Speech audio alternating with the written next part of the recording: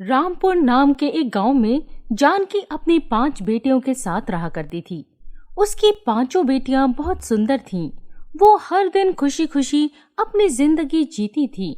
जानकी अपनी बेटियों को हर पूर्णिमा की रात घर से बाहर नहीं जाने देती थी। एक दिन काफी सालों बाद दूसरे गांव में मेला लगा था, जहां पर 5 बहनों को जाना था। और वहां जाने के लिए 5 बहनें अपनी माँ जानकी से कहती हैं, माँ, दूसरे गांव में काफी सालों बाद मेला लगा है, हम सबको भी वहां जाना है। आज तुम लोग कहीं नहीं जाओगी। आज की रात अच्छी नहीं है। कहा जाता है इस रात बाहर भूत प्रेत निकलते हैं, इसलिए तुम भी मत जाओ, घर में ही रहो। अरे माँ, ऐसा कुछ नहीं होता। ये सब कहने की बात होती है। बड़े सालों बाद गांव के बाहर ये मेला लगा है, हमें जाने दीजिए, हम जल्दी से घर वापस आ जाएंगे। हाँ माँ, सुमन सही कह रही है। इन सबको सही सलामत वापस लाने की जिम्मेदारी मेरी है। आप चिंता मत करो। नहीं मतलब नहीं। लाख मनाने पर भी जानकी नहीं मानती है और 5 बहनें उदास हो जाती हैं। जिसके बाद 5 बहनें किसी सहेली से मिलने के बहाने मेले में चली जाती हैं। मेले में जाकर सभी खूब मजे करते हैं, जिसके बाद उन्हें वहां पर काफी ज्यादा टाइम हो जाता है और सुमन 4 बहनों से कहती है, अरे यहाँ तो कितना मजा आ रहा है, लेकिन माँ पता नहीं क्यों हमें यहाँ आने से रोक रही थी।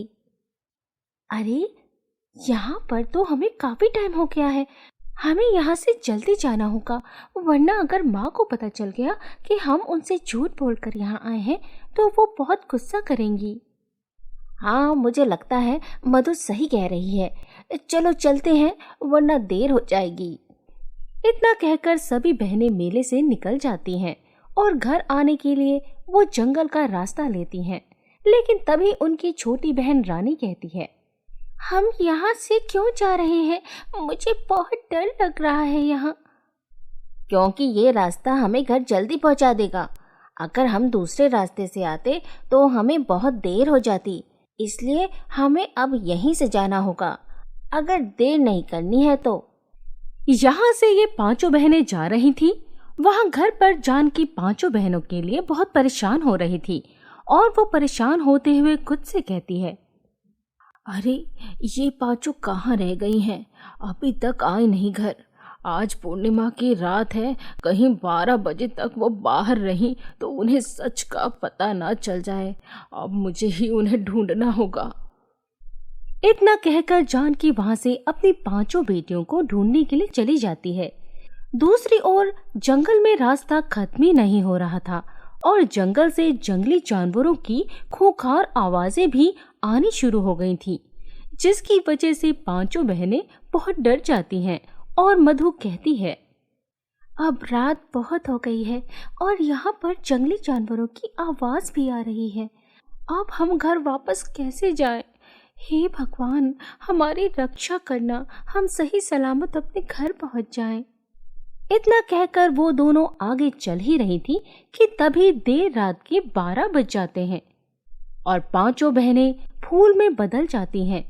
और ये देख 5 ही हैरानी के साथ कहती हैं, ये क्या हुआ? हम एक फूल कैसे बन गए?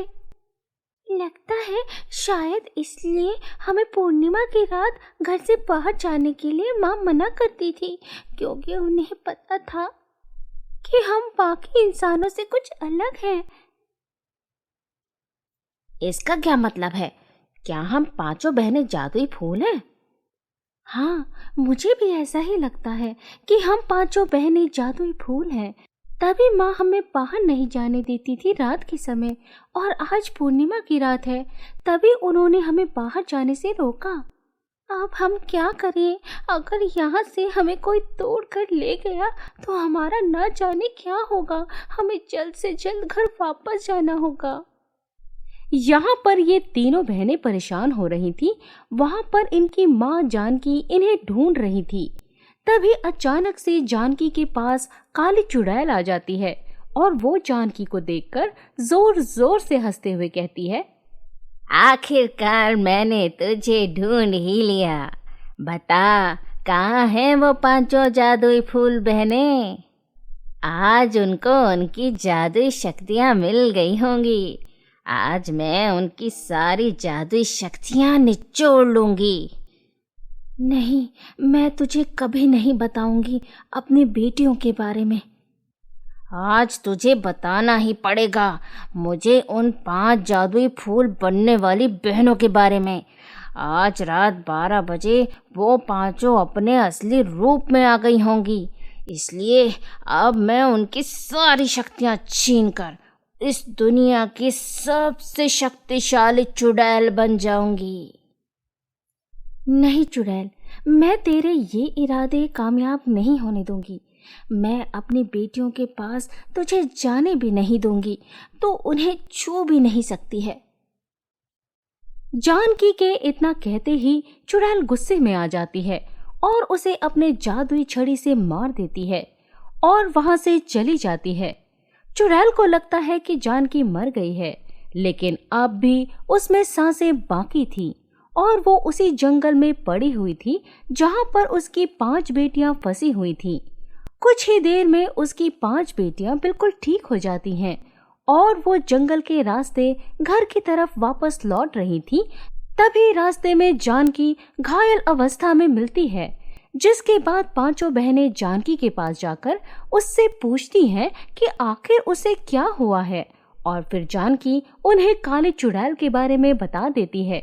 जिसके बाद जानकी कहती है, मुझे पता है अब तुम लोगों को अपनी सच्चाई के बारे में पता चल गया होगा, लेकिन एक बुरी चुड़ैल जादूगरनी तुम्हारे पीछे पड़ी है, तो तुम कुछ भी करके उसके हाथ मत आना, वरना वो इस दुनिया में बुरी शक्तियां फैलाकर राज करेगी। तुम्हें नहीं पता तुम कितनी कीमती हो।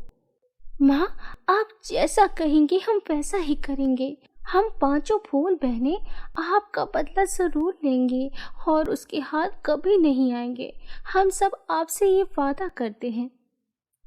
मधु के वादा करने के बाद ही जानकी दुनिया को अलविदा कह देती है, जिसके बाद पांचों बहनें अपनी माँ का अंतिम संस्कार करके एक सुरक्षित बागान में जाकर एक फूल की तरह अपनी जिंदगी जिया करते थे। और जब वे ज्यादा दुखी होती तो उनकी फूलों की खुशबू बहुत तेज हो जाती और पूरे बागान में फैल जाती थी। एक बार वो पांचों बहनें अपनी माँ को याद करते हुए रो रही थीं और बहुत उदास थीं, और इस वजह से उनके फूलों की खुशबू बागान में फैल जाती है।